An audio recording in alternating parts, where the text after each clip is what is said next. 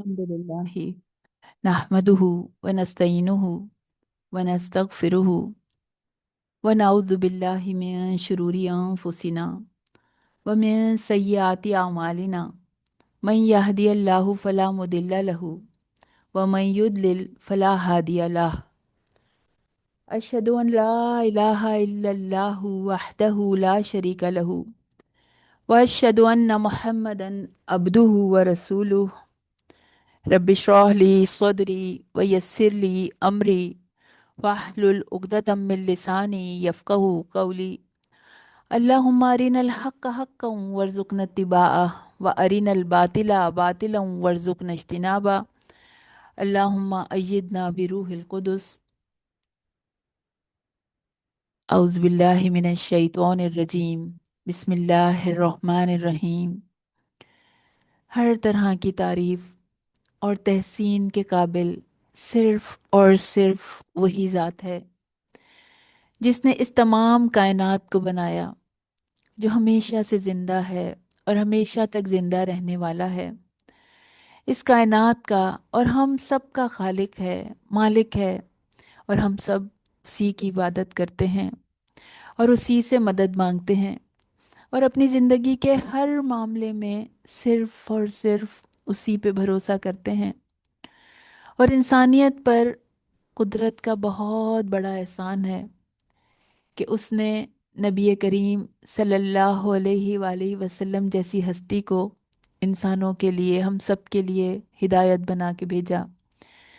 तो अल्लाह ताला फरमा रहे हैं, आज की आयत इसी से शुरू हो रही है, वमा अरसलनाका इल्ला मुबश्शिरन व नज़ीरा, और हमने तुझे नहीं भेजा मगर खुशखबरी देने वाला और डराने वाला बना के। मुबश्शिरन खुशखबरी देना, अन नज़ीर के मानी मुंजिर यानी डराने वाला।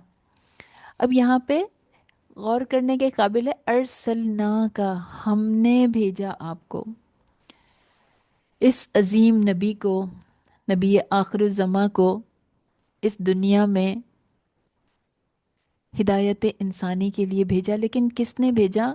रब्बे कायनात ने भेजा, अपनी अताए ख़ास के साथ अल्लाह ताला ने उनको भेजा, हमारे खालिक और हमारे मालिक ने उनको भेजा और दीन इस्लाम पहुंचा देने की ज़िम्मेदारी के साथ भेजा, एक ख़ास मिशन पर भेजा।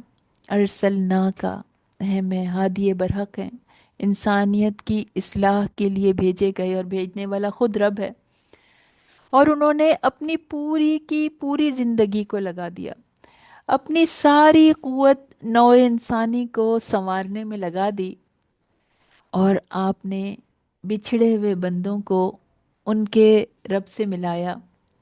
वो नबी जो कुरान का अमली नमूना थे, मुबश्शिरन थे, खुशखबरी देने वाले, ईमान लाने वालों और अमले सालेह करने वालों को फलाह की खुशखबरी देने वाले, नेमतों भरी जन्नत की विरासत की खुशखबरी देने वाले, और नज़ीरा और डराने वाले। डरना भी इंसान के लिए ज़रूरी है, क्योंकि क्योंकि जो डर गया वो बच गया, जो अज़ाब अलीम से डर गया तो वो हराम कामों से बच गया, गुनाहों से बच गया, अल्लाह ताला की मना करदा बातों से बच गया। तो जिसने नबी करीम सल्लल्लाहु अलैहि वसल्लम के रास्ते को अपने लिए सिलेक्ट कर लिया, जो सुन्नत के मोल्ड में ढल गया, जिसने कुरान और सुन्नत को अपना इमाम बना लिया, नबी के फरामीन को अपने लिए मशल राह बना लिया, तो उसने अपने आप को दुनिया की डिस्ट्रैक्शन से बचा लिया, बुराइयों से बचा लिया, शयातीन के ट्रैप्स से बचा लिया।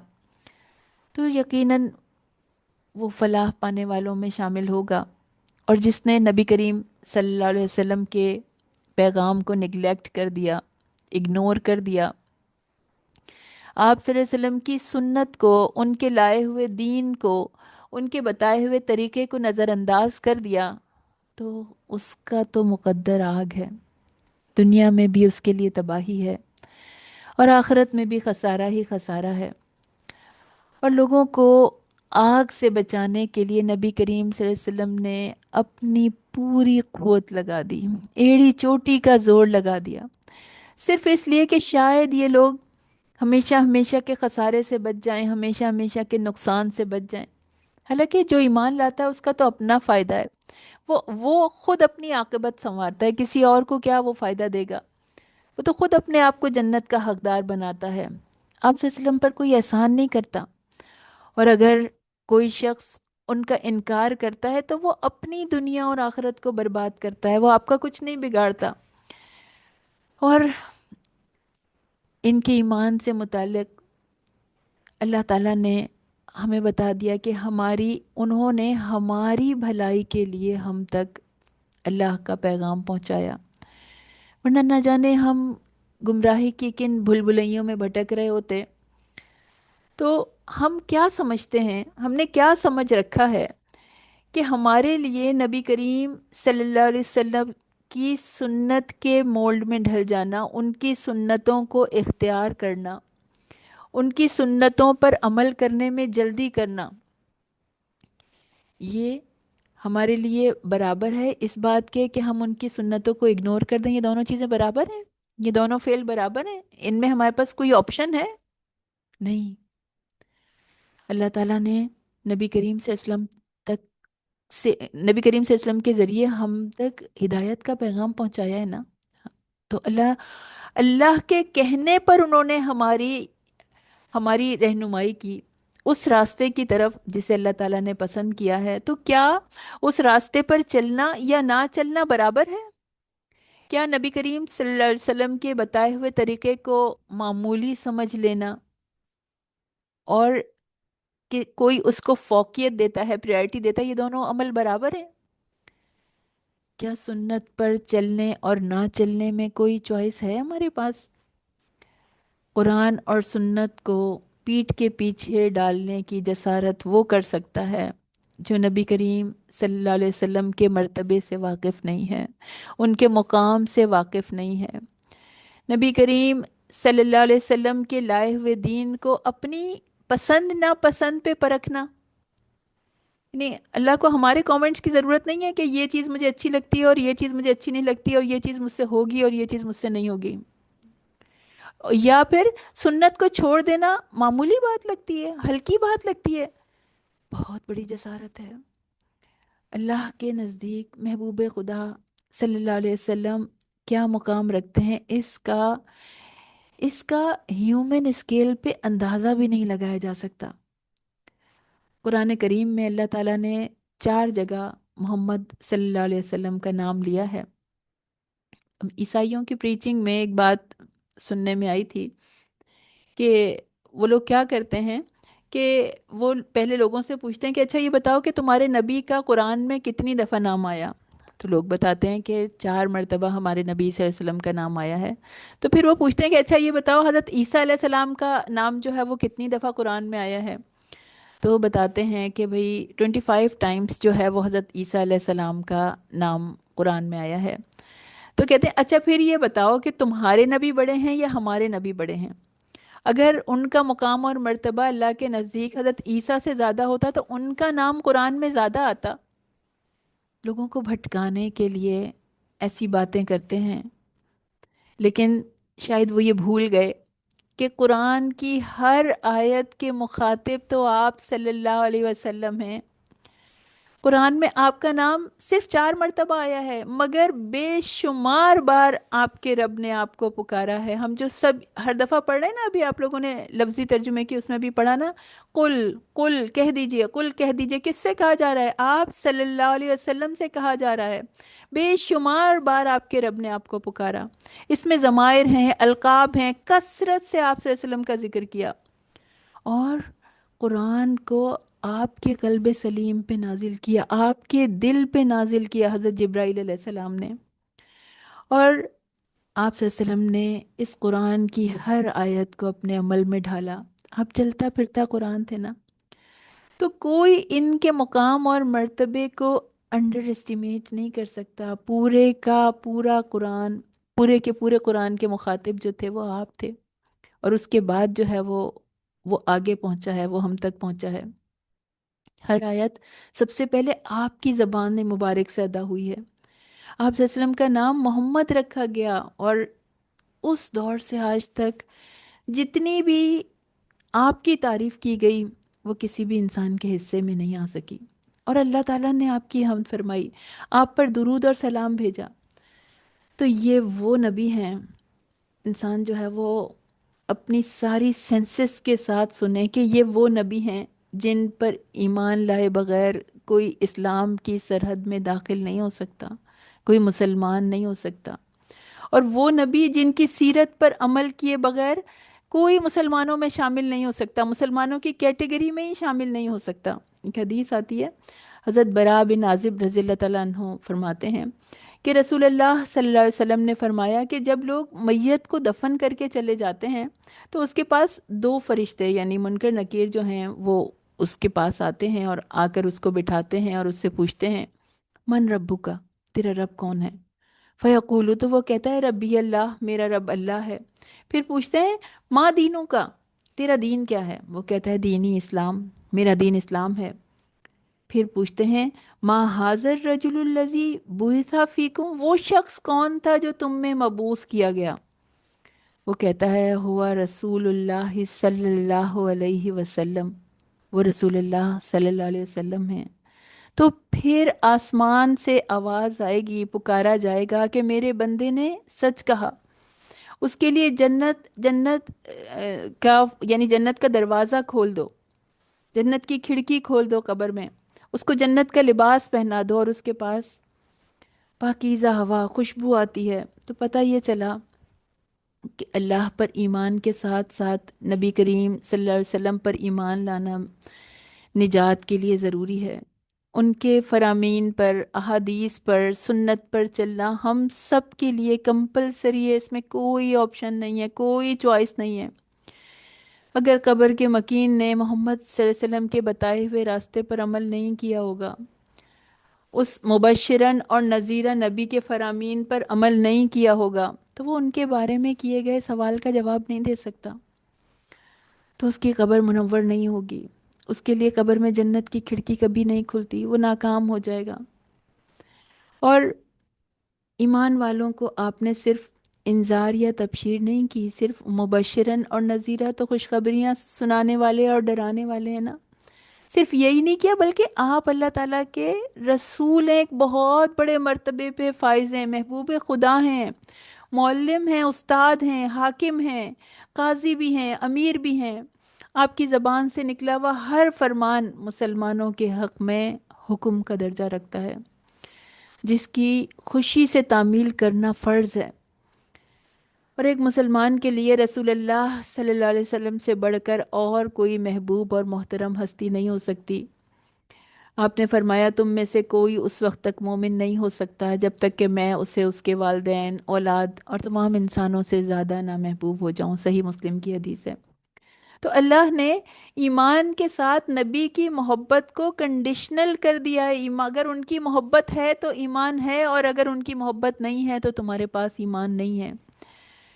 تو ایسا عظیم درجہ اللہ تعالیٰ نے ان کو عطا فرمایا ہے، اور ان کے ہر عمل کو نیکی کا اسٹینڈرڈ بنا دیا کہ ان کے طریقے پہ نیکی کی جائے گی، جیسی انہوں نے کی تھی اس طرح سے نیکی کی جائے گی۔ آپ کی زندگی کا کون سا گوشہ ایسا ہے جو انسانیت کے لیے مثال نہیں ہے، مشعل راہ نہیں ہے؟ قابل تقلید بنا دیا اللہ تعالیٰ نے آپ کے ہر عمل کو، اور آپ کی اطاعت کو اللہ تعالیٰ نے اپنی اطاعت کا درجہ دیا، اور آپ کی نافرمانی کو اپنی نافرمانی قرار دیا، اپنی محبت کو نبی کی اطاعت کے ساتھ کنڈیشنل کر دیا۔ سورہ آل عمران کی آیت ہے۔ تو یہ امت جب تک رسول اللہ صلی اللہ علیہ وسلم کی مکمل پیروی نہیں کر لیتی تب تک کامیاب نہیں ہو سکتی، کامیابی کی سیڑھی تک نہیں پہنچ سکتی۔ آپ کو قیامت تک آنے والے ہر زمانے کے لیے بھیجا گیا، ہر مخلوق کے لیے بھیجا گیا، جانور، انسان، جن، انس، تمام مخلوقات اس میں شامل ہیں، سب کی طرف بھیجا گیا۔ اور آپ صلی اللہ علیہ وسلم نے امت کو ایک راستہ دیا، زندگی گزارنے کے لیے ایک ضابطۂ حیات دیا، ایک ایک چیز کھول کھول کر سمجھا دی گئی، سمجھا دیا کہ قرآن کی بشارتوں کا حقدار کیسے بنا جا سکتا ہے، اور قرآن کی وعیدوں سے بچنے کے لیے کیا کرنا ہے۔ اللہ کو راضی کرنے والے اعمال کون سے ہیں اور اللہ کو ناراض کرنے والے اعمال کون سے ہیں؟ جنت کے انعامات کی خبر دی، جنت کی راحتوں کی خبر دی، ہمیشہ ہمیشہ کی کامیابی کا راستہ دکھایا، ہر برے انجام کو واضح کر دیا آپ صلی اللہ علیہ وسلم نے، اور آپ کے اصحاب نے بھی اتباع رسول کا حق ادا کر دیا۔ صحابہ کرام نے بھی نبی کریم صلی اللہ علیہ وسلم کی وہی دعوت ان تک پہنچی تھی نا جو ہم تک بھی پہنچی ہے، ان کے وہی ارشادات سنے تھے جو اللہ نے ہمارے لیے بھی محفوظ کر دیے ہیں، ہم تک بھی پہنچا دیے۔ لیکن ان ارشادات نے، ان فرامین نے صحابہ کی زندگیاں بدل دیں، اور نادان لوگ اپنے فائدے نقصان تولتے رہے، نبی کریم صلی اللہ علیہ وسلم کے فرامین کو، احادیث کو اپنی عقلوں پہ پرکھتے رہے، یا پھر صرف عمل کے زبانی ارادے کرتے رہے، صرف محبت کے دعوے کر لینا کافی سمجھا۔ جو شخص نبی کریم صلی اللہ علیہ وسلم کی تاکید پر اپنی خواہشات نفس کو کنٹرول میں نہیں کر سکتے، اب جو لوگ اپنے وے آف لیونگ کو نہیں بدل سکتے، وہ نبی کریم صلی اللہ علیہ وسلم کی طرف آنے والے تیر اپنے سینے پہ کیسے روکیں گے جیسے صحابہ نے روکے تھے؟ وہ ان کے لیے کیا اپنا خون بہائیں گے؟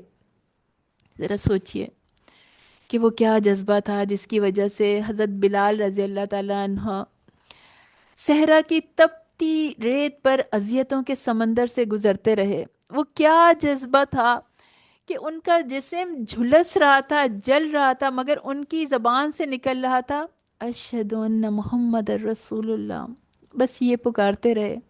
جلتے ہوئے سینے پہ رکھا بھاری پتھر ان کو نبی کے اتباع سے نہیں پھیر سکا۔ کیسا یقین عطا ہوا تھا ان کو، نبی کریم صلی اللہ علیہ وسلم کے ارشادات ان کے دل میں اتر کر کیسے عمل میں ڈھل گئے تھے، ان کو کیسا ایمان ملا تھا۔ وہ زبان سے تھوڑی دیر کے لیے اپنی جان بچانے کے لیے بھی یہ جھوٹ نہیں بول سکے کہ نبی کریم صلی اللہ علیہ وسلم کے تعلق کا انکار نہیں کر سکے۔ تو وہ کیسی محبت تھی، وہ اطاعت کا کیسا لیول تھا۔ حضرت خباب رضی اللہ تعالیٰ عنہ کی رسول سے جو محبت ہے، ان کا واقعہ تاریخ میں مثال بن کے موجود ہے۔ حضرت خباب رضی اللہ تعالیٰ عنہ کی محبت کا کیا عالم تھا کہ انہوں نے جلتے انگاروں کو اپنے جسم کی چربی سے بجھانا منظور کر لیا، مگر ذکر اللہ سے، ذکر رسول سے کنارہ کش ہونا منظور نہیں کیا۔ ایک اور صحابی ہیں حضرت حبیب بن یزید مازانی، انصاری صحابی ہیں، پہاڑ جیسا صبر و استقلال رکھتے تھے۔ رسول اللہ صلی اللہ علیہ وسلم نے ان کو مسیلمہ کذاب کے پاس بھیجا۔ آپ جانتے ہیں نا مسیلمہ کذاب کون ہے؟ جھوٹا نبی، جس نے کہ نبوت کا جھوٹا دعویٰ کیا تھا، تو اس کے پاس سفیر بنا کے بھیجا۔ تو اس نے حضرت حبیب رضی اللہ تعالیٰ عنہ سے دریافت کیا کہ تم محمد صلی اللہ علیہ وسلم کو کیا سمجھتے ہو؟ تو انہوں نے کہا کہ وہ ہمارے سچے رسول ہیں اور نبی برحق ہیں۔ تو مسیلمہ نے کہا کہ اچھا میرے متعلق تم کیا کہتے ہو؟ یعنی تم یہ کہو کہ مجھ کو بھی تم رسول مانو، میری رسالت کی بھی تم گواہی دو۔ تو انہوں نے جواب دیا کہ میں بہرا ہوں، تمہاری بات میرے کانوں تک نہیں پہنچتی۔ تو مسیلمہ ناراض ہو گیا اور اپنے جلادوں کو اس نے حکم دیا کہ ان کا ایک ایک جوڑ کاٹتے جاؤ، اور ہر ایک جوڑ پر ان سے پوچھو کہ یہ میری رسالت کا اقرار کرتا ہے؟ اگر یہ میری رسالت کی گواہی دے تو اس کو چھوڑ دو، اور اگر یہ محمد صلی اللہ علیہ وسلم کے رسول ہونے کی گواہی دے تو اس کو بوٹی بوٹی بنا دو۔ چنانچہ وہ جلاد اپنا سوال پوچھتے رہے، مسلمہ کے لیے رسالت کی گواہی مانگتے رہے، لیکن حضرت حبیب جو ہیں وہ ہر سوال کے جواب میں اشہد ان محمد رسول اللہ کہتے رہے، یہاں تک کہ ان کے جسم مبارک کے 360 ٹکڑے کر دیے گئے۔ لیکن رسول اللہ صلی اللہ علیہ وسلم کی رسالت کی گواہی پر آخری دم تک وہ قائم رہے۔ اور کتنے ہی واقعات ایسے ہیں جو بھرے پڑے ہیں محبت رسول کے، اطاعت رسول کے۔ حضرت خبیب بن عدی کا واقعہ ایمان کو بڑھانے والا، دلوں کو ہلا دینے والا واقعہ ہے۔ 4 ہجری میں غزوہ رجی ہوئی تھی، تو اس کے موقع پر آپ کو حضرت خبیب بن عدی رضی اللہ تعالیٰ عنہ کو ایک قبیلے نے دھوکے سے گرفتار کر کے مکے کے قریش جو تھے ان کے ہاتھوں فروخت کر دیا۔ قریش نے آپ کو جنگ بدر میں اپنے مقتولین کے بدلے جو ہے وہ شہید کرنے کا فیصلہ کیا۔ تو جب یہ فیصلہ کیا تو آپ نے ان سے اجازت لی کہ مجھے 2 رکعت نماز پڑھنے کی اجازت دے دو، اور نماز پڑھی، اور کہا میں نے اس نماز کو اتنا لمبا نہیں کیا جتنا میں لمبا کرنا چاہتا تھا، لیکن اس لیے نہیں کیا کہ تم لوگ یہ نہ سمجھو کہ موت کے خوف سے میں نماز لمبی کر رہا ہوں۔ تو سیدنا خبیب کے قتل پہ مشرکین نے بڑا اہتمام کیا۔ حرم سے باہر تنیم میں ایک درخت پہ سولی کا پھندا لٹکایا گیا، بہت سارے لوگوں کو جمع کیا گیا، مرد عورت بوڑھے بچے امیر غریب سب کو تماشائی بنایا گیا۔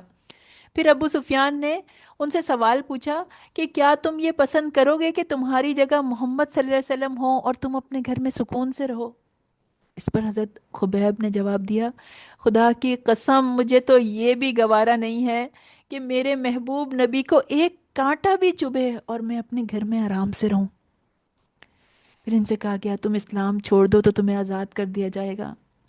تو انہوں نے کہا خدا کی قسم اگر تمام دنیا کی سلطنت بھی میرے سامنے پیش کر دو گے تب بھی میں اسلام نہیں چھوڑ سکتا۔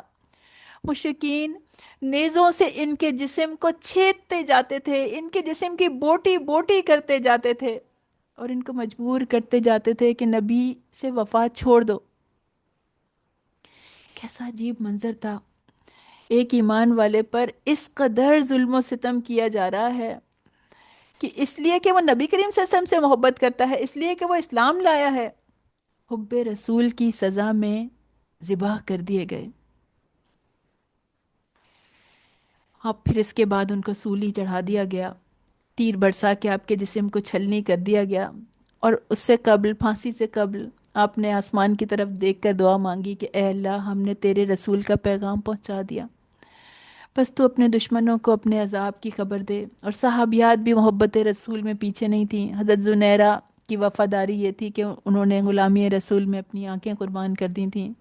صدیق اکبر رضی اللہ تعالیٰ عنہ کا عشق دیکھیے کہ گھر کا سارا مال نبی کریم صلی اللہ علیہ وسلم کے قدموں میں لا کر رکھ دیا تھا، حضرت عمر نے آدھا مال لا کے رکھ دیا۔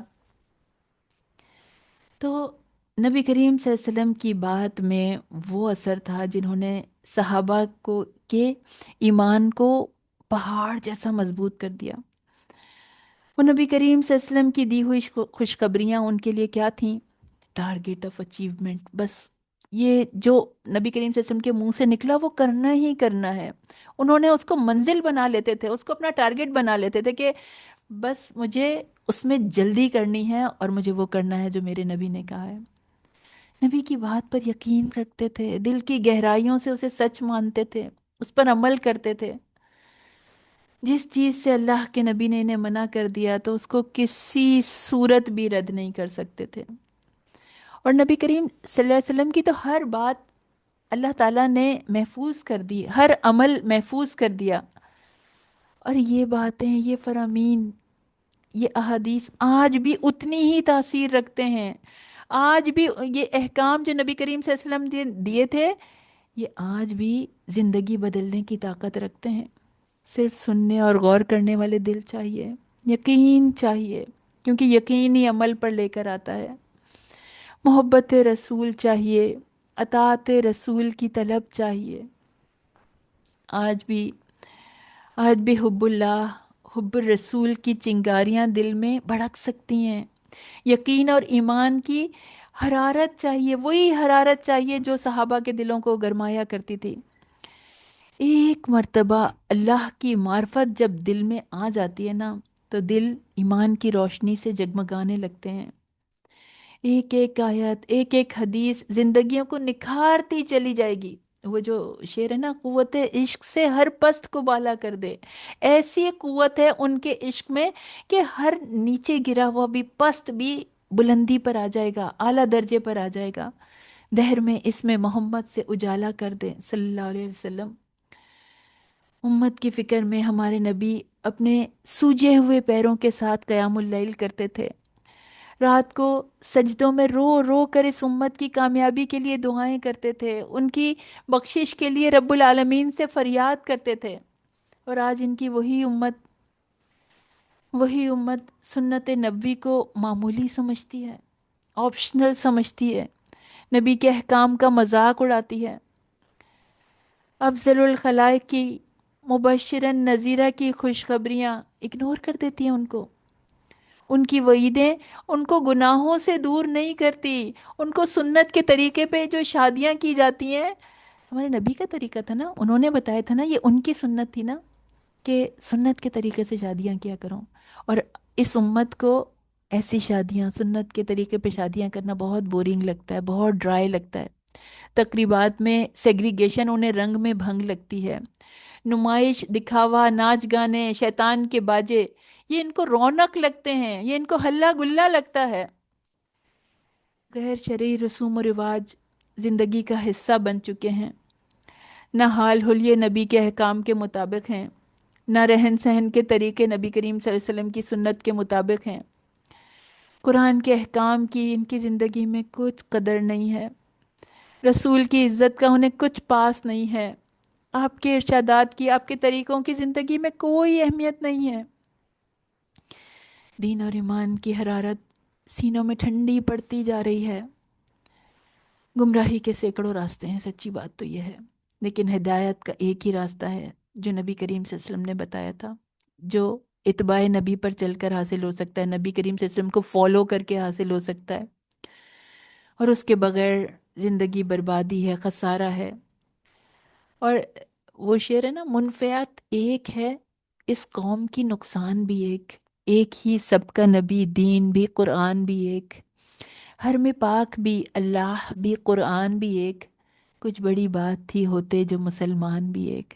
تو ایمان کے ساتھ دلوں میں جب حب رسول کی شمع جلے گی تو سنتوں کے چراغ جلیں گے، نبی کریم صلی اللہ علیہ وسلم کے بتائے ہوئے ایک ایک لفظ کی قدر محسوس ہوگی ہم کو، ان کے ایک ایک لفظ کو، ایک ایک عمل کو، ان کے ایک ایک معاملے کو اللہ نے ہمارے لیے محفوظ کیا ہے کہ شاید شاید ہم ان مبشرن و نذیرن کی زندگی کو اپنا لیں، اس طرز سے ہم رہنا شروع کر دیں اس پولیوٹڈ سوسائٹی میں، جب قرآن اور حدیث سے دل نکھریں گے، جب اپنے نبی کے ارشادات یقین بن کر ہمارے دلوں میں اترنے لگیں گے، جب ہمارے دل اللہ کی نافرمانی سے کراہت محسوس کرنے لگیں گے، تو اس دن شیاطین ناکام ہو جائیں گے، دل جھوٹ سے، دھوکوں سے، تکبر سے، نفرتوں سے پاک ہو جائیں گے، رسومات اور بدعات کو تک ترک کرنے کی ہمت آ جائے گی ہمارے اندر،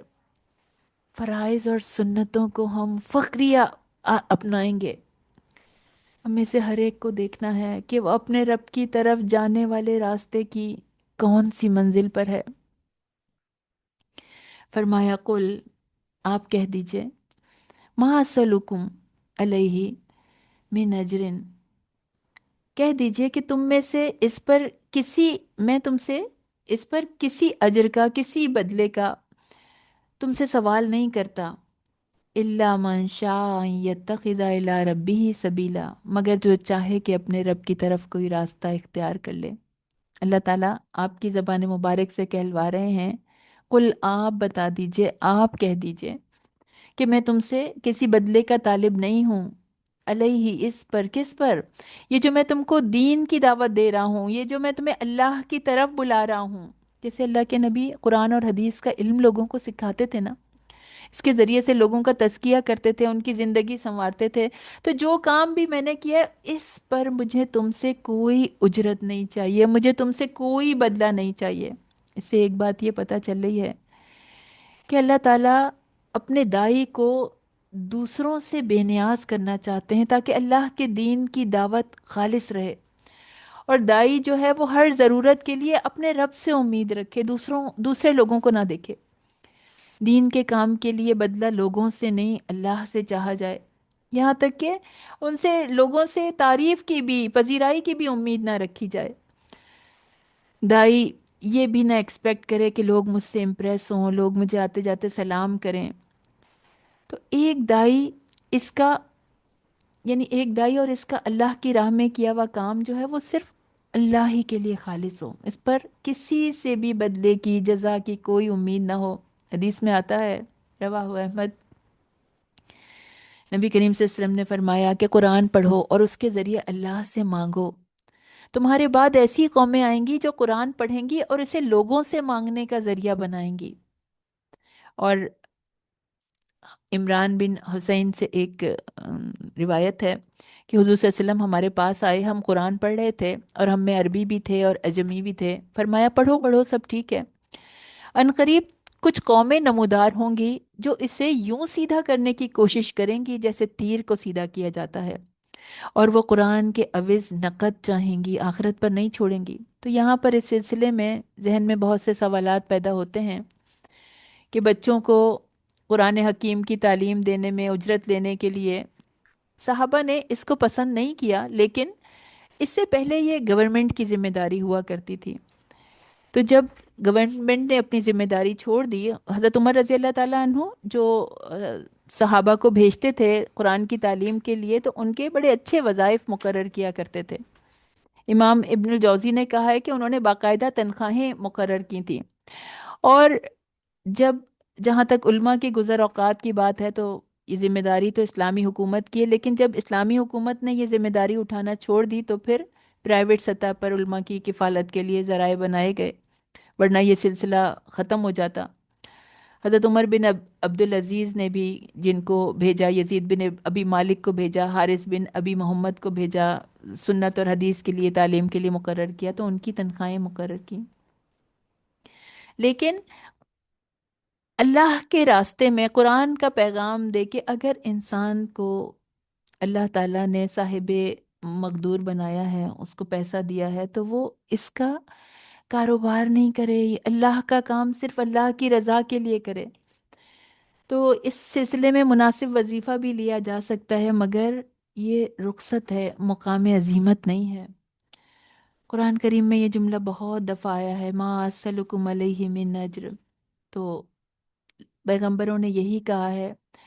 اور اللہ تعالیٰ پیغمبروں کی بے غرضی کی طرف توجہ کروا رہے ہیں کہ جو شخص تمہارے دین اور دنیا کی بہتری کے لیے اپنی ساری کوششیں لگا رہا ہے، اپنی توانائیاں خرچ کر رہا ہے، اپنا وقت خرچ کر رہا ہے، تو اس کے خلوص کی قدر کرو، اس کی بے غرضی کی قدر کرو، اس کی خیر خواہی کی قدر کرو۔ وہ تمہیں دنیا اور آخرت کی بھلائیوں کا حقدار بنانا چاہتا ہے۔ وہ اتنی اشد محنت کرتا ہے مگر اس کے عوض تم سے کچھ نہیں چاہتا، کسی بدلے کا، کسی اجرت کا مطالبہ نہیں کرتا، مگر کیا چاہتا ہے؟ الا من شاء ان یتخذ الی ربہ سبیلا، مگر یہ چاہتا ہے، اتنا چاہتا ہے کہ تم میں جو چاہے اپنے رب کے قریب آنے کا راستہ اختیار کر لے، یعنی اپنے لیے کسی چیز کا طلبگار نہیں ہے، تمہارے ہی لیے دنیا اور آخرت کی بھلائیاں چاہتا ہے کہ تمہاری زندگی سنور جائے، تمہاری آخرت سنور جائے، تمہارا اللہ سے مضبوط تعلق بن جائے، تم اللہ کی نوازشوں کے حقدار بن جاؤ، اللہ کی عطا کردہ نعمتوں کے حقدار بن جاؤ۔ تو بڑا خوبصورت جذبہ ہے اللہ کے بچھڑے ہوئے بندوں کو اللہ سے دوبارہ لا کر جوڑ دینا۔ ایک عام انسان جب اللہ سے کنیکٹ ہوتا ہے نا تو وہ اللہ کا خاص بندہ بن جاتا ہے، تو اللہ کی بنائی ہوئی کائنات اس کو فیسیلیٹیٹ کرتی ہے، اور قرآن تو اللہ کی رسی ہے، رب کی رضا پانے کا راستہ ہے، کسی کو اس قرآن سے جوڑ دینا، اس راستے سے کنیکٹ کر دینا، اللہ کی طرف جانے والے راستے کے لیے نیویگیٹ کر دینا، کسی کو ڈائریکشن سمجھا دینا، اس کا پتہ بتا دینا، کسی کو زندگی کے معاملات میں دین اپلائی کرنا سکھا دینا، پریکٹسنگ مسلم بننے کے لیے چند ٹپس کو گائیڈ کر دینا کہ شاید کسی کی زندگی بدل جائے، شاید کوئی آگ سے بچ جائے، شاید کوئی ہمیشہ ہمیشہ کے عذاب سے بچ جائے، شاید کوئی اللہ کی رضا کو پالے، اللہ کی جنت کو پالے۔ تو جو شخص انسانوں سے بدلے کی امید نہیں رکھتا تو اس کا رب اس کو اپنی شان کے حساب سے بہترین بدلہ عطا فرماتا ہے، دنیا میں بھی اس کو بلند کرتا ہے اور آخرت میں بھی اس کو بلند کرتا ہے، اس کا بہترین اکرام کرتا ہے، زندگی کے معاملات میں اس کے لیے بہت آسانیاں فرماتا ہے۔ جس نے اللہ کے بندوں کو اللہ سے جوڑا، کوئی کیا سمجھے گا، یہ کتنا بڑا اعزاز ہے، اور اس کا اجر دینے والے رب کریم خود ہیں، پوری کائنات کے مالک خود اس کے بہترین اجر سے نوازیں گے، کیونکہ ایک شخص بھی ایمان لے آئے تو وہ اللہ کی طرف دعوت دینے والے کے لیے سرخ اونٹوں سے بہتر ہے۔ اس کی دعوت پر ایمان لانے والے جو بھی لوگ نیک عمل کریں گے تو سب کا اجر اللہ تعالیٰ ان کو تو ملے گا ہی، مگر اس کے اجر میں بھی اللہ تعالیٰ شامل کریں گے جس نے ان کو بلایا تھا۔ وتوکل، علی الحی الذی لا یموت، اور اس زندہ پر بھروسہ کر جو نہیں مرے گا، اور اس کی حمد کے ساتھ تسبیح کر، اور وہ اپنے بندوں کے گناہوں کی پوری خبر رکھنے والا ہے۔ توکل جب اللہ کے ساتھ آتا ہے، یعنی توکل اللہ یا توکل تو الیہ کے معنی پہ آتا ہے، تو پھر اس کی مطلب ہوتا ہے بھروسہ کرنا۔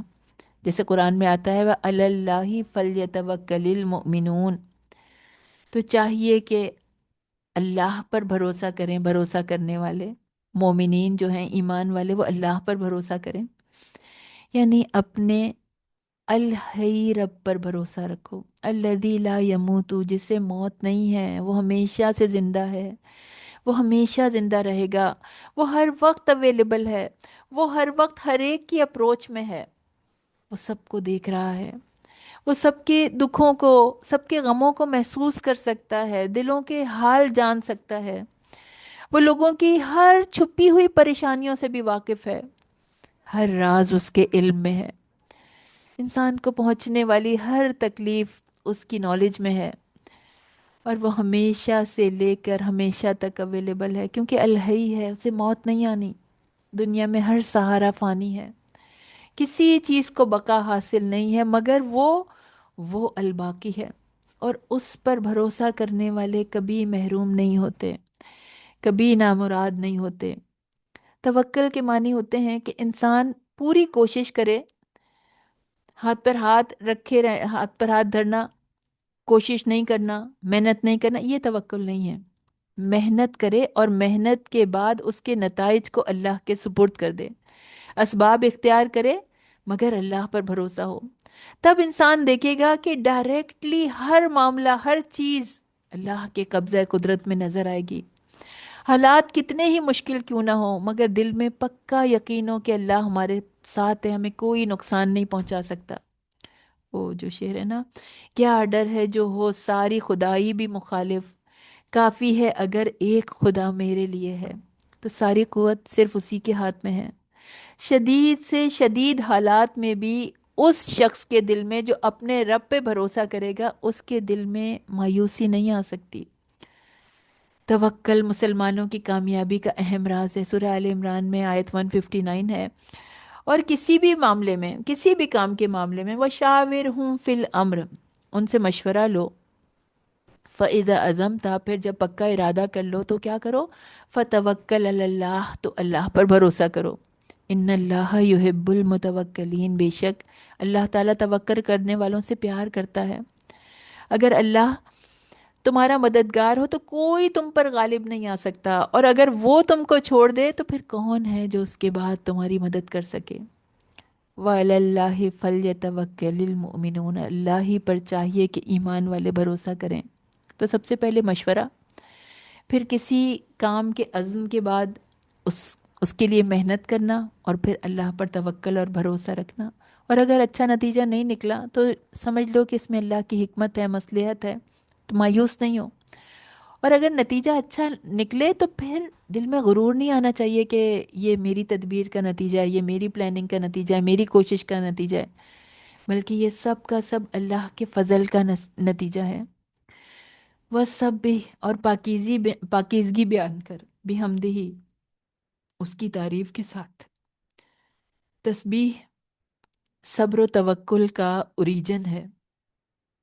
قرآن میں جہاں جہاں صبر و توکل کی تلقین آئی ہے، وہاں وہاں تسبیح کرنے کا ذکر آیا ہے، سجدہ کرنے کا، نماز کا اہتمام کرنے کا ذکر آیا ہے، کیونکہ تسبیح انسان کو قوت عطا کرتی ہے، ایمانی طاقت بڑھاتی ہے، توکل کرنے کی ہمت عطا کرتی ہے۔ یہ اس دنیا میں تو دکھ بھی ہیں، سکھ بھی ہیں، خوشیاں بھی ہیں، تکلیفیں بھی ہیں۔ حدیث میں آتا ہے کہ بے قراری کے وقت، پریشانی کے وقت، اسٹریس کے وقت یہ دعا پڑھو۔ اسما بنت امیس رضی اللہ تعالیٰ عنہ کہتی ہیں کہ رسول اللہ صلی اللہ علیہ وسلم نے مجھے یہ کلمات سکھائے کہ جب بھی میں کسی مشکل میں، سخت تکلیف میں ہوں تو یہ پڑھا کروں، اللہ اللہ ربی لا اشرک بہ شیئا۔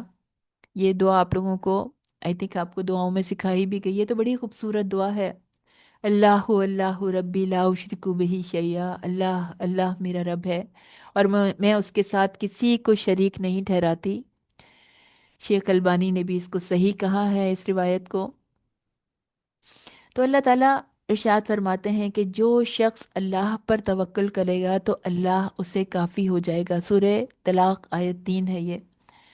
اور سورہ یونس میں کہا آیت 84 میں کہ اگر تم اللہ پر ایمان رکھتے ہو تو اسی پر توکل کرو، اگر تم مسلمان ہو۔ مسلمان ہونے کو مشروط کر رہے ہیں اللہ توکل کرنے سے۔ اور امت وسط کو تو اللہ تعالیٰ نے قرآن کے ساتھ جہادن کبیرہ کی ذمہ داری دی ہے۔ اور کبھی کبھی انسان گھبرا جاتا ہے مخالفوں سے، مشکلات سے، تکلیفوں سے، تو انسان جو ہے وہ اللہ کو مضبوطی سے تھام لے، اس پر بھروسہ کرے، اس کو اپنا کارساز سمجھے۔ اور اللہ کے دین کی تبلیغ کے لیے بھی اللہ انرجی دیں گے تسبیح سے، توکل سے۔ انسان اللہ سے مدد مانگتا ہے تو اللہ تعالیٰ اس کی مدد ضرور کرتے ہیں۔ انسانوں پر بھروسہ کرتے ہیں تو انسان بے وفائی کرتے ہیں، دھوکہ دیتے ہیں۔ اور جو اللہ کی حمد کرتے ہیں، اللہ پر توکل کرتے ہیں، وہ کامیاب ہو جاتے ہیں۔ تو کبھی بھی کوئی بھی مشکل ہو، ادھر ادھر لوگوں میں دکھڑے رونے کے بجائے کیا کرنا ہے؟ اپنے رب کو پکارنا ہے، اس کی حمد کرنی ہے، اس پہ بھروسہ کرنا ہے، وہ ہمیں ضائع نہیں کرے گا۔ تو وَكَفَى بِهِ بِذُنُوبِ عِبَادِهِ خَبِيرًا، اور وہ اپنے بندوں کے گناہوں کی پوری طرح سے خبر رکھنے والا ہے۔ ذنوب ضم کی جمع ہے، گناہوں کے ساتھ عبادی اپنے بندوں کا خبیرہ یعنی باخبر ہونا۔ اللہ جانتا ہے کہ کون کیسا ہے، کون کیا کرتا ہے، کون خیر یا شر کے کس لیول پر ہے۔ ہر شخص کے اعمال سے اللہ تعالیٰ واقف ہیں۔ ابھی تک کیا کر چکا ہے کوئی شخص، اس وقت کیا کر رہا ہے، فیوچر میں وہ کیا کرے گا، اللہ جانتا ہے۔ تو دوسروں کے بارے میں ہمیں ججمنٹل نہیں ہونا، کامنٹس نہیں کرنے، کسی پر لوگوں کی خرابیوں پہ فوکس نہیں کرنا، اگنور کر دیں۔ سب انسان ہیں، نسیان سب کے ساتھ ہے، ہر ایک سے غلطیاں ہوتی ہیں۔ ہمیں کوئی حق نہیں ہے کہ ہم فیصلہ کریں کہ کون کتنا بھٹکا ہوا ہے۔ بس اللہ تعالیٰ، اللہ کی بات حکمت سے ہمیں پہنچانی ہے۔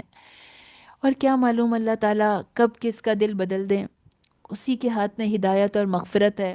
اللہ تعالیٰ کب کس کے درجے کو بہت بڑھا دیں، کس کو معافی عطا کر دیں۔ آیت 59، الذی خلق السماوات والارض وما بینہما فی ستۃ ایام، وہ جس نے آسمانوں اور زمین کو اور جو کچھ ان دونوں کے درمیان ہے 6 دنوں میں پیدا کیا۔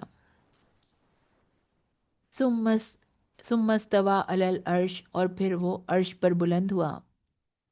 اللہ تعالیٰ کی صفات کا تذکرہ ہے، اور پچھلی آیات کے ساتھ ملائیں تو ایمان والوں کو اللہ پر توکل کرنا چاہیے، جو ہمیشہ سے زندہ ہے، جسے کبھی موت نہیں آئے گی، جس نے آسمان اور زمین کو 6 دنوں میں پیدا کیا اور پھر عرش پر مستوی ہوا، بے حد رحم والا ہے۔ تو آسمانوں اور زمین کو اور جو کچھ ان کے درمیان ہے اللہ تعالیٰ نے 6 دنوں میں پیدا کیا۔ اللہ تعالیٰ چاہتے تو کن کہہ کے بھی پیدا کر سکتے تھے، لیکن بتدریج ایک ان کی حکمت تھی اس میں کہ اس کو 6 دنوں میں پیدا کریں، 6 days میں۔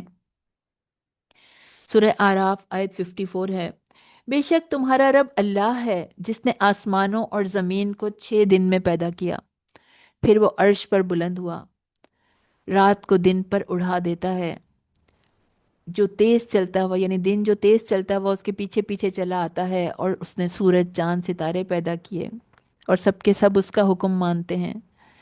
تو حکم دینا اسی کا کام ہے، وہ بہت برکت والا ہے، اللہ جو سارے جہانوں کا رب ہے۔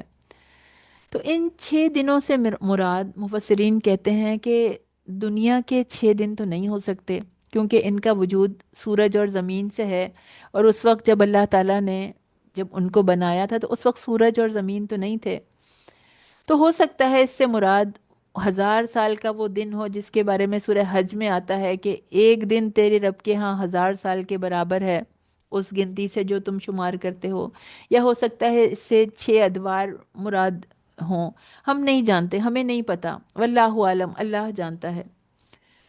صحیح احادیث سے پتہ چلتا ہے کہ کہ یوم الاحد یعنی اتوار سے خلق کی ابتدا ہوئی اور جمعے کے دن تک پوری ہوئی، ابن کثیر سے یہ روایت ہے۔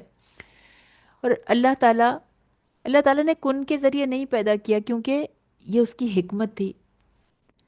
ثم استوى علی العرش، آیت کا یہ جملہ قرآن میں 7 مقامات پر آیا ہے۔ ثم استوى علی العرش 8ویں جگہ سورہ طٰہٰ میں آیا ہے، آیت 5 میں الرحمن علی العرش استوى، اس کے معنی عرش پر بلند ہونے کے ہیں۔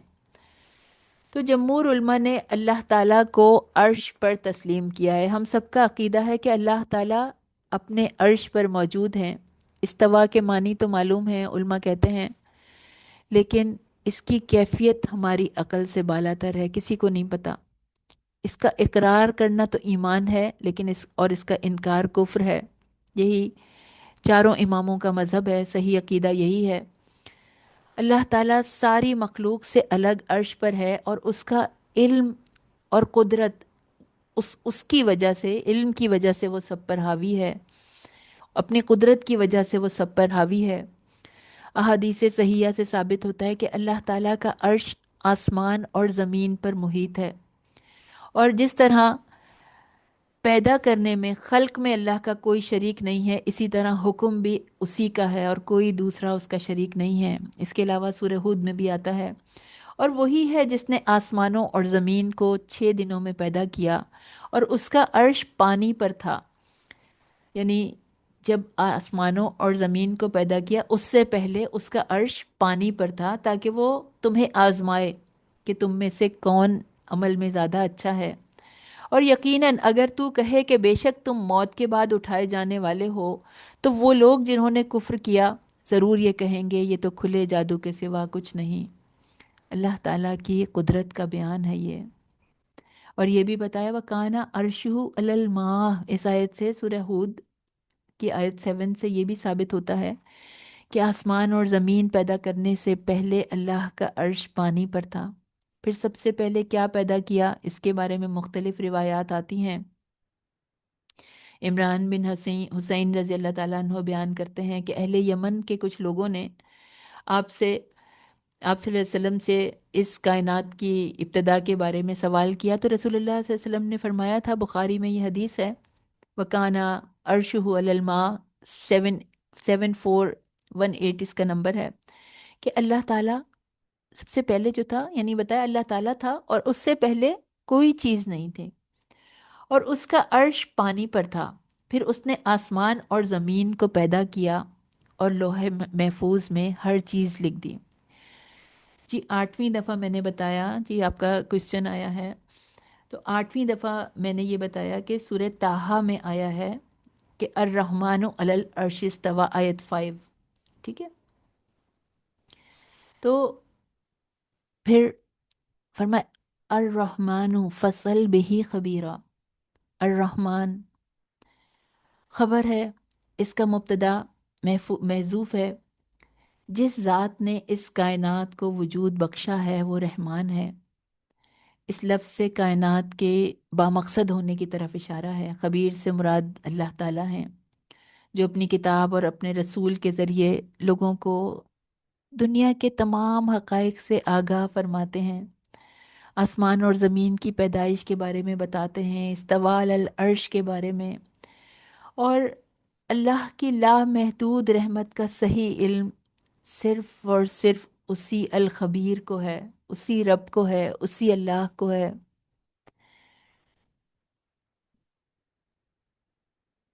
وَإِذَا قِيلَ لَهُمْ، اور جب ان سے کہا جاتا ہے اسجدوا للرحمن، کہ رحمان کو سجدہ کرو، تو کہتے ہیں کہ وما الرحمن، یہ رحمان کیا چیز ہے؟ کہتے ہیں انسجد لما تأمروننا، ہم اسے سجدہ کریں جس کے لیے تم ہمیں حکم دیتے ہو، اور یہ بات انہیں بدکنے میں بڑھا دیتی ہے۔ اسجدو، سین جیم دال، سجدہ، السجود جھک جانا، ماتھا ٹیکنا، عاجزی کا اظہار کرنا، اصل میں یہ سبمیشن کا اظہار ہے، فرما برداری کا اظہار ہے، تابعداری کا، اطاعت کا، سرنڈر کرنے کا اظہار ہے، اللہ کے سامنے عاجزی، اس کی عبادت کرنا، جھک جانا، اس کو سجود کہا جاتا ہے۔ اللہ کو سجدہ کرنا، اس کی عظمت کی، اس کی صفات کی ایکسیپٹنس کا اعلان ہے، عبادت کی علامت ہے۔ وَإِذَا قِيلَ لَهُمُ اسْجُدُوا لِلرَّحْمَنِ، جب ان سے کہا جاتا ہے کہ رحمان کو سجدہ کرو، اس کی عظمت کے آگے جھک جاؤ، اس کی اطاعت کرو، اس کی فرما برداری کرو، اس اس ذات کی فرما برداری کرو جو تمام کائنات کا رب ہے، جو بے انتہا رحمان ہے، جو بے انتہا رحیم ہے، اس کو اپنا معبود بنا لو۔ تو انسان کا ایک بیہیویئر ایسا ہوتا ہے کہ جب وہ کوئی کام نہیں کرنا چاہتا تو وہ کیا کرتا ہے، اس کو نہ کرنے کے ایکسکیوزز تلاش کرتا ہے، دوسروں کا تمسخر اڑاتا ہے، مذاق اڑاتا ہے، ان کے یعنی اس حکم کے بارے میں الٹے سیدھے دلائل پیش کرتا ہے، اور اپنے آپ کو جسٹیفائی کرنے کی کوشش کرتا رہتا ہے۔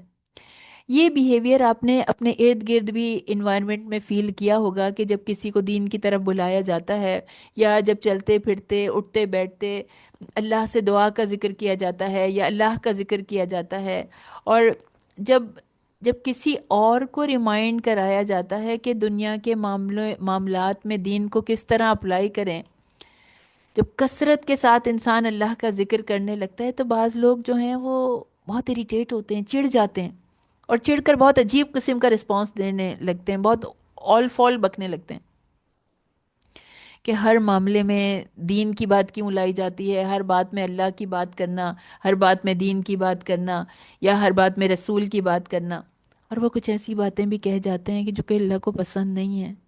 تو یہ ایک ایسے ہی رویے کی بات کی جا رہی ہے۔ الرحمن اللہ تعالیٰ کے بابرکت صفاتی ناموں میں سے ایک نام ہے، اس کا مطلب ہے بہت زیادہ رحم کرنے والا، بے انتہا مہربان۔ یہ صفت رحمت کی انتہا کو ظاہر کرتی ہے، اور قرآن میں یہ لفظ اکثر اللہ تعالیٰ کی وسیع رحمت کے لیے آتا ہے، کائنات کی حاکمیت کے لیے آتا ہے۔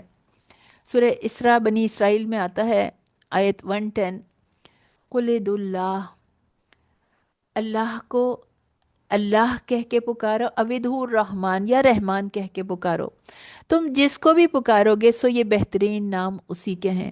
تو مشرکین مکہ اللہ کے لفظ سے تو واقف تھے، مگر رحمان کے لفظ سے فیملیئر نہیں تھے، یا اپنے لیے ایکسکیوز کرتے تھے، بہانہ بناتے تھے، تو رحمان کا نام سنتے تھے تو چڑ جاتے تھے، کہتے تھے وَمَا الرحمن، یہ رحمان کیا چیز ہے؟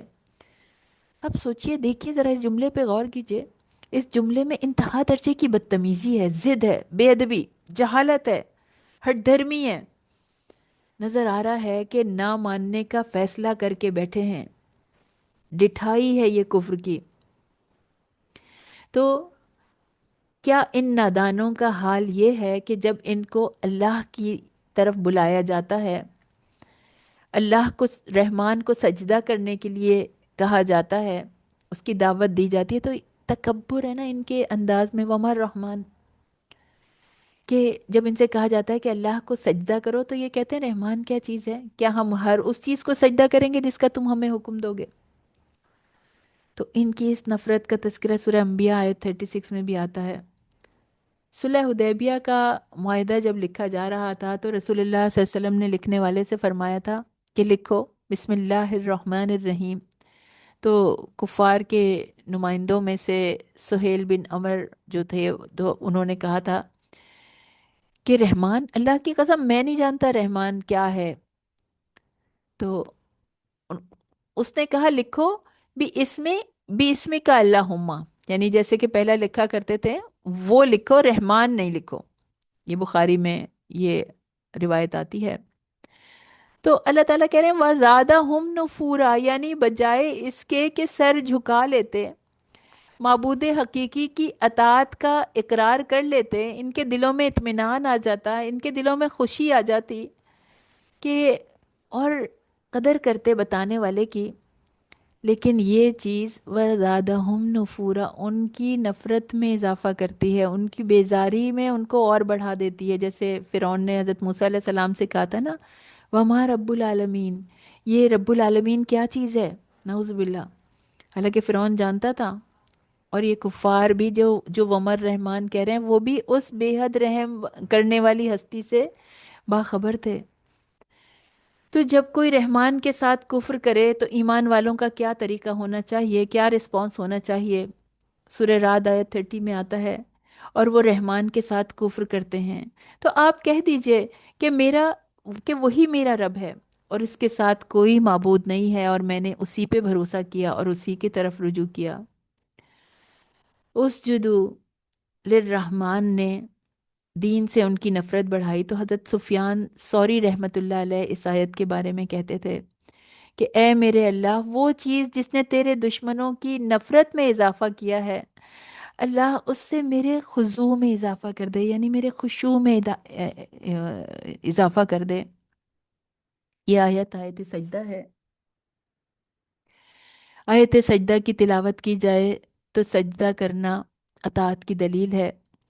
حضرت ابو ہریرہ رضی اللہ تعالیٰ عنہ سے روایت ہے کہ رسول اللہ صلی اللہ علیہ وسلم نے فرمایا تھا کہ جب ابن آدم سجدے کی آیت پڑھتا ہے اور سجدہ کرتا ہے تو شیطان روتا ہوا الگ ہو جاتا ہے اور افسوس سے کہتا ہے ہائے بربادی، اللہ یعنی اللہ نے انسان کو سجدہ کرنے کا حکم دیا تو اس نے سجدہ کیا، جس کے بدلے اس کے لیے جنت ہے، اور مجھے سجدے کا حکم دیا گیا تو میں نے انکار کیا، جس کے بدلے میرے لیے جہنم ہے۔ شیطان کہتا ہے، اس کو پتہ بھی ہے کہ اس کے بدلے اس کو جہنم ملے گی۔ تو آیت سجدہ کا ترجمہ اگر کسی دوسری زبان میں بھی ہو تب بھی سجدہ کرنا چاہیے، اور اگر کوئی آیت سجدہ بار بار پڑھی جائے تو ایک ہی سجدہ کافی ہوگا۔ اگر ایک مجلس میں ایک ہی آیت سجدہ کو دوبارہ پڑھا جائے تو تب بھی ایک ہی سجدہ تلاوت کافی ہوگا۔ اگر مجلس ایک ہو مگر آیت سجدہ چینج ہو جائے، یعنی دوسری آیت سجدہ آ جائے، یا آیت وہی ہو مگر مجلس چینج ہو جائے، تو اب جو ہے ایک سجدہ کافی نہیں ہوگا۔ شیخ ابن جبرین رحم اللہ علیہ سے پوچھا گیا کہ دوران عمل یا راستے میں چلتے ہوئے یا گاڑی چلاتے ہوئے قرآن کی تلاوت کرنے والا شخص جو ہے وہ کیا تمام سجدوں کو جمع کر کے تلاوت کے بعد یا ختم القرآن کے موقع پر ایک بار ہی اکٹھا ادا کر لے ان کو؟ تو انہوں نے جواب دیا تھا کہ تلاوت کرنے والے کو چاہیے کہ جس وقت یہ سجدہ تلاوت والی آیت پہ پہنچے اور سجدہ کرنا ممکن ہو تو فوری طور پہ سجدہ کر لے، چاہے وہ سوار ہو یا پیدل چل رہا ہو۔ چنانچہ اور اگر وہ اس کے لیے ممکن نہ ہو تو وہ سجدہ کرنے کے لیے سر کے اشارے سے بھی سجدہ کر سکتا ہے، یعنی اپنی کمر کو جھکا کے، سر کو جھکا کے وہ دعائے سجدہ پڑھ لے۔ قرآن میں 14 مقامات پر آیات سجدہ آئی ہیں۔ تبارک الذی جعل فی السماء بروجا وجعل فیہا سراجا وقمرا منیرا، بہت برکت والا ہے وہ جس نے آسمان میں برج بنائے اور اس میں ایک چراغ اور ایک روشنی کرنے والا چاند بنایا۔ بہت خوبصورت بات ہے۔ اس سورت کا آغاز بھی تبارک سے ہوا تھا، تبارکہ کلذی کے لفظ سے ہوا تھا، اور اس کے آخری رکوع کا آغاز بھی اسی لفظ سے ہو رہا ہے۔ اس سے پتہ چلتا ہے کہ قرآن کریم کے الفاظ اور معنی میں بڑا کنیکشن ہے، ہارمنی ہے، کوارڈینیشن پائی جاتی ہے، ربط پایا جاتا ہے۔ تبارک وسعت رکھنے والا لفظ ہے جس کا پورا مفہوم ادا کرنا سمجھا دینا مشکل کام ہے۔ اس کا روٹ بارکہ ہے۔ اس کے دو مصدر ہیں، برکہ اور بروک۔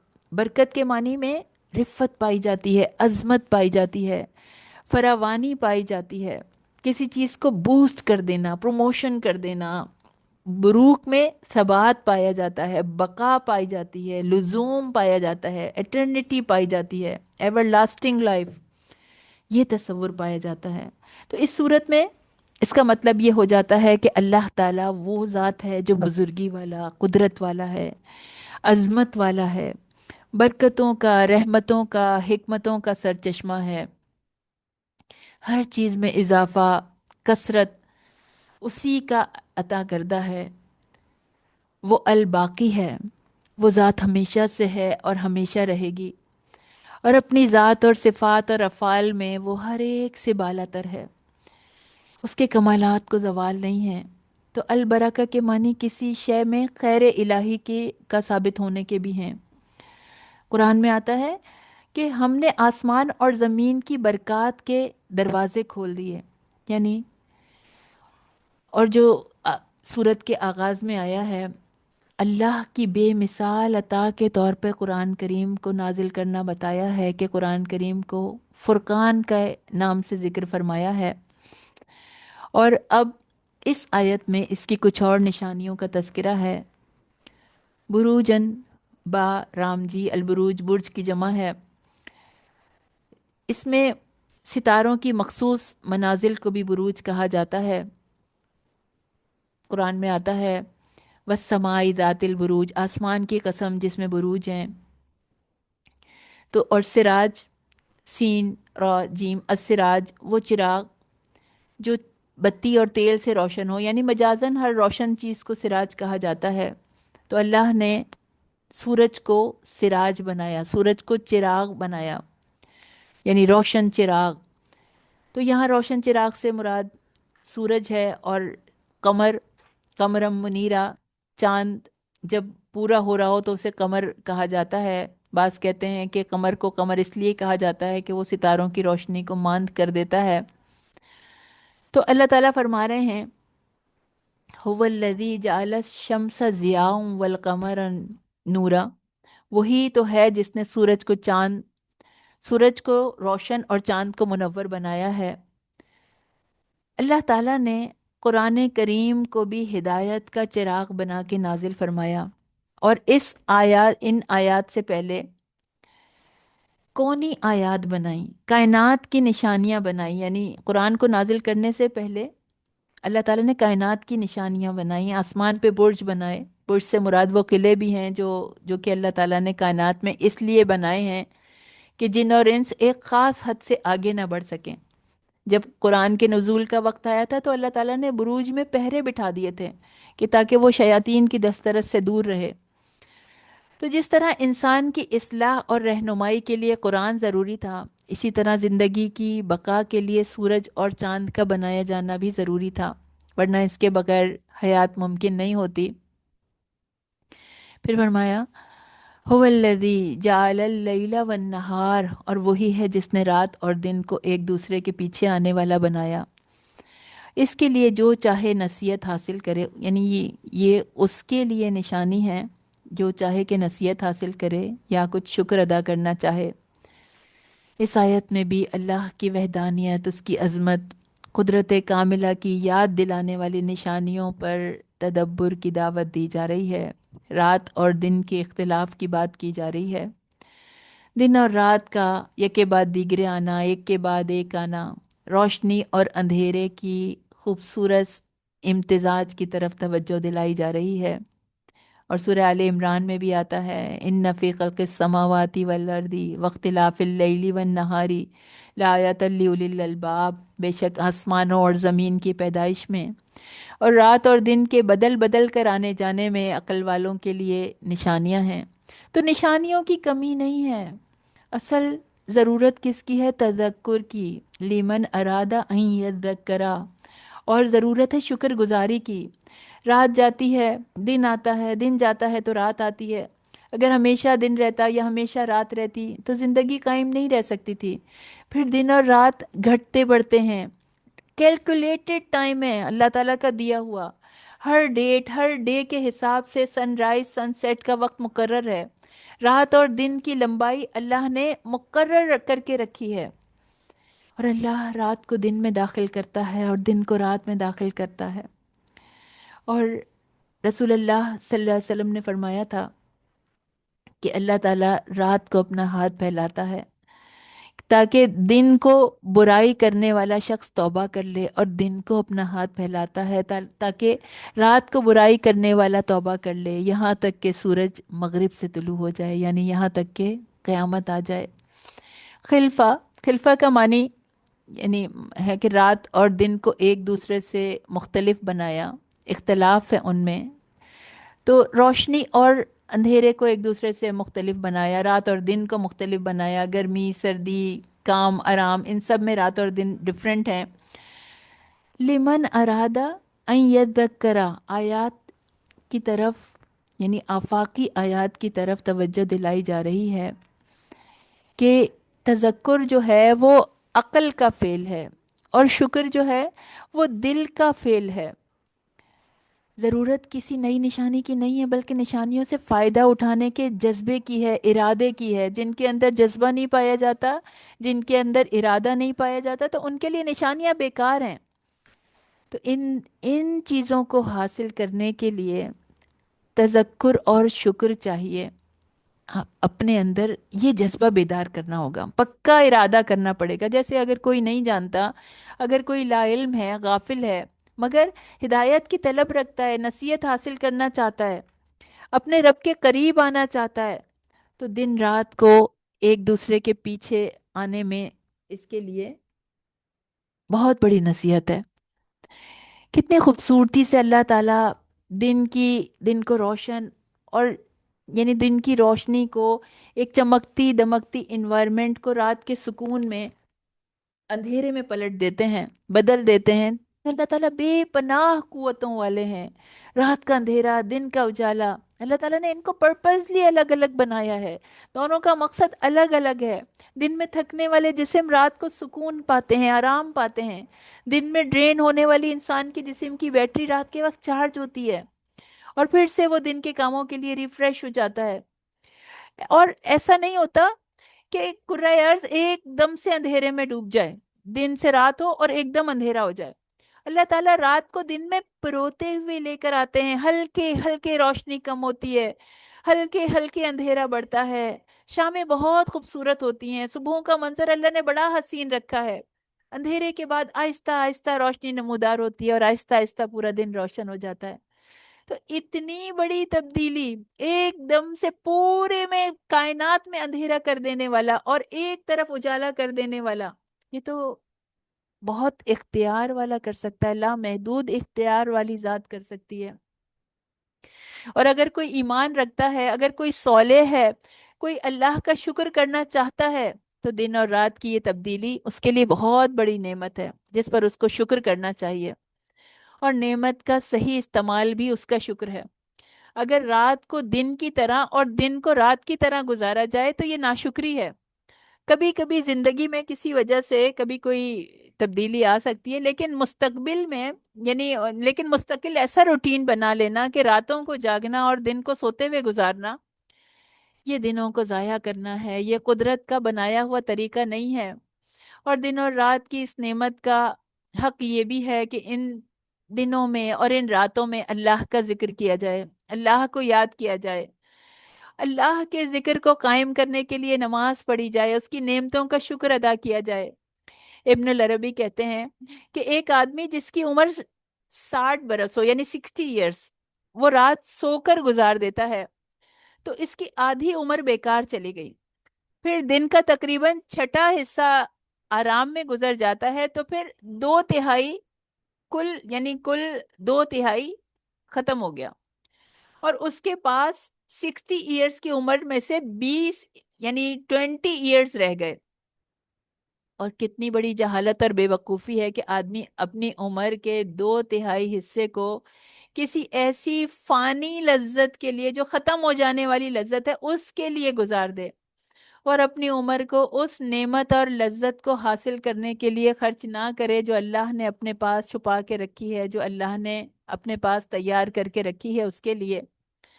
تو اس دن اور رات کے پیدا کرنے والے کا شکر کرنے کا بہترین طریقہ ہے قرآن سے اٹیچ ہو جانا، قرآن کی تلاوت کرنا، اس کی آیات کے اوپر تدبر کرنا، اس کو سمجھنے کی کوشش کرنا، اس کا علم حاصل کرنے کی کوشش کرنا، یہ دن اور رات کا بہترین مصرف ہے۔ اور آپ لوگوں کا پریکٹیکل ہوم ورک بھی یہ ہے کہ اب آپ لوگوں کو سورہ فرقان کی 3 آیات کو اس کے ترجمے کے ساتھ، اس کی ٹرانسلیشن کے ساتھ یاد کرنا ہے۔ کون سی ہیں وہ 3 آیات جو ہم نیکسٹ کلاس میں پڑھیں گے؟ آیت 63 سے 65 تک۔ تو ان آیات کو آپ نے اس دفعہ کے پریکٹیکل ہوم ورک میں حفظ کرنا ہے، اور ان کی تلاوت جو ہے وہ آپ لوگوں نے نماز میں کرنی ہے۔ اور جو بھی اللہ کی رضا پانے کے لیے، اللہ کے قرب کو پانے کے لیے جو بھی محنت کرتا ہے، جو بھی مشکل اٹھاتا ہے، کچھ لوگ ہیں انہیں مشکل سے یاد ہوتا ہے، لیکن اللہ کے لیے مشکل اٹھائیں گے تو اس کا بدلہ آپ کو خود آپ کی آنکھوں سے نظر آ جائے گا۔ ربنا تقبل منا انک انت السمیع العلیم وتب علینا انک انت التواب الرحیم۔ اے ہمارے رب، اے ہمارے رب عظیم، ہمیں دن اور رات کی طویل گھڑیوں میں اپنی عبادت کرنے کی توفیق عطا فرما دے۔ ہمیں دن اور رات کی گھڑیوں میں قرآن کی تلاوت کرنے کی توفیق عطا فرما دے۔ ہمیں قرآن کو حفظ کرنے کی توفیق عطا فرما دے۔ ہمیں قرآن پر تدبر کرنے کی توفیق عطا فرما دے۔ یا اللہ، قرآن کو ہمارا امام بنا دے، قرآن کی آیات کو ہمارے لیے ہدایت اور رحمت بنا دے۔ قرآن کے ذریعے سے اللہ ہمیں وہ سب کچھ سکھا دیجئے جو ہم بھول گئے ہیں، اور ہم جو کچھ نہیں جانتے اللہ ان آیات کے ذریعے ہمیں وہ سکھا دیجئے۔ قیامت کے دن اس قرآن کو ہمارے لیے حجت بنا دیجئے۔ یا رب العالمین، اس قرآن کی سفارش ہم کو عطا کر دیجئے، ہمیں اپنے نبی کی سفارش کا حقدار بنا دیجئے۔ یا اللہ، ہمیں ایسی نگاہ عطا فرما دیجئے جو آپ کی نشانیوں کو پہچان سکے، ان کے ذریعے ہمارے دلوں کو اپنی عظمت کے آگے جھکا دیجئے۔ یا اللہ، اپنی ایسی پہچان نصیب کر دیجئے جو ہمیں گناہوں سے دور کر دے۔ اللہ، ہمیں نبی کریم صلی اللہ علیہ وسلم کی اس طرح اطاعت کرنے والا بنا دیجئے جیسے ان کی اطاعت کا حق ہے۔ اے اللہ، ہمیں توفیق دیجئے کہ ہم نبی کے مشن کو آگے بڑھا سکیں۔ اللہ، ہمیں توفیق دیجئے کہ ہم امت وسط کی ذمہ داری اٹھا سکیں۔ اے اللہ، ہمیں ہر معاملے میں حکمت اور صبر عطا فرما دیجئے۔ اللہ، ہمیں توفیق دیجئے کہ ہم حکمت اور صبر کے ذریعے لوگوں کو آپ سے کنیکٹ کر سکیں، آپ سے جوڑ سکیں۔ یا اللہ، ہمیں ہمارے گھر والوں کو، ہماری نسلوں کو، ہماری خاندانوں کو، ہماری اولادوں کو یا اللہ ہر برائی سے بچانا، ہر گناہ سے بچانا، دنیا کی ڈسٹریکشنز کے مقابلے میں ان کو تقوی عطا فرمانا۔ یا اللہ، یا اللہ، اپنی اور اپنے رسول کی محبت عطا فرمائیے گا۔ یا اللہ، ہمارے ہمارے گھروں میں برکت عطا فرمائیے، امن عطا فرمائیے۔ یا اللہ، اپنی رحمتیں عطا فرمائیے۔ یا اللہ، ہم سب کو مسائل سے دور فرما دیجئے، تمام پریشانیوں سے دور فرما دیجئے، ہمیں اپنے دین کے کاموں میں لگا لیجئے۔ یا اللہ، یا اللہ، ہمیں اس میں مصروف کر دیجئے، ہمیں دنیا کے مسائل کی خبر نہ ہو۔ یا اللہ، وہ ہمیں مسئلے لگے بھی نہیں، یا اللہ ان کو دور کر دیجئے ہمارے لیے۔ ہر قسم کے مسئلوں کو، ہر قسم کی بیماریوں کو، ہر قسم کی تکلیفوں کو ہم سے دور کر دیجئے۔ یا اللہ، ہمیں اپنی رحمت کے سایہ عطا فرما دیجئے۔ یا اللہ، ہمیں ثابت قدمی عطا فرما دیجئے۔ سبحان ربک رب العزت عما یصفون وسلام علی المرسلین والحمد للہ رب العالمین۔ السلام علیکم ورحمۃ اللہ وبرکاتہ۔